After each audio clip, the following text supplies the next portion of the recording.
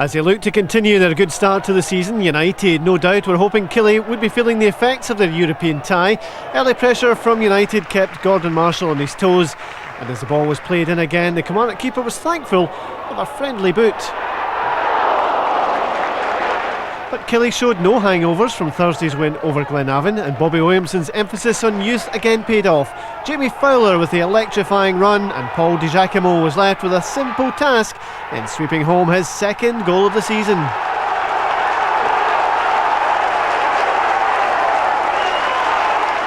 Fowler's pace was the key on picking the lock, and Di Giacomo had an open invitation after 13 minutes. Killie almost increased their lead before the break, and they would have done but for the intervention of Jamie McCunney. An object lesson here on the importance of having a player on the line at a corner. Chris Innes, the man denied. This was an impressive display by Kilmarnock, and they almost capped a good first half with a second goal.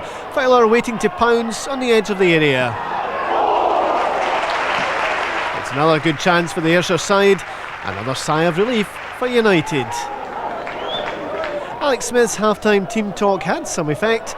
It was a lively United side that started the second half, and within 4 minutes they did have the ball in the net, but it was clear Derek Lilly was in an offside position. No real arguments from United, although a goal there might have changed things. Instead, it was Kilmarnock who scored next. Gary Hay picked out, and from his cross, substitute Andy McLaren became Handy Andy. 2-0 Killie, 63 minutes gone, and the points all but wrapped up.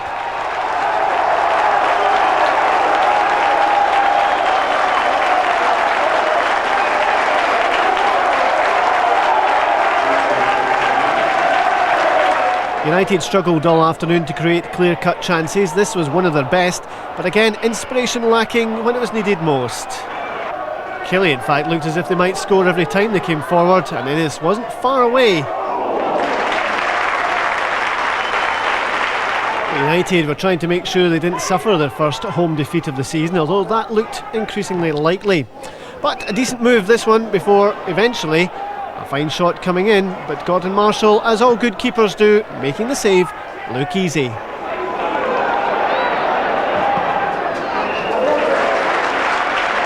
Killie were fourth last season, and if the start to this term hasn't been quite to their liking, with people like Di Giacomo around, it won't be long before they are climbing the table.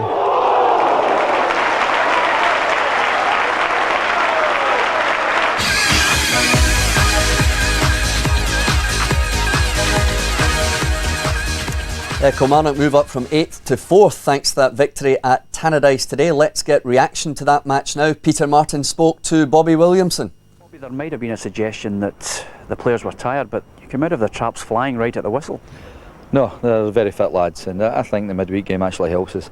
I think it gives us an advantage over a team who hasn't played during the week, because we've got the momentum up, and we were right at the pace of the game right from the first whistle. And as I said, I think it's an advantage for the teams who do play midweek, because we've seen Celtic and Rangers both get results. You must be delighted at the manner of the goals, well worked and finished. Yeah, James Fowler's done tremendously well.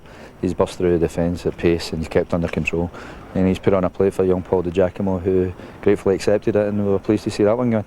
And of course the substitution who gets involved in the second goal, which really killed them off then. Yeah, Andy's done well. It was a great diagonal ball, and Gary Hayes got to the byline. Great ball back, and Andy's across the defender, and as all good strikers should be doing, and he's finished it well. So as I said, that kind of sealed it, although I wasn't too comfortable about it. Bobby's happy. I don't think many teams will win at Tannadice this season, Billy.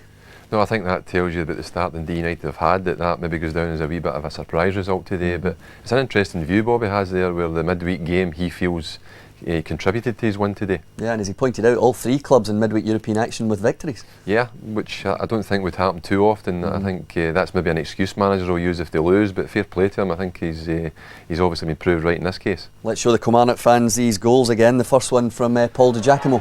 Yeah, I mean, probably a hint of offside here. I think certainly the Dundee United defenders are looking for it, but tremendous pace by Fowler, and Di Giacomo's quick as well, and that's the type of chance any striker's looking for.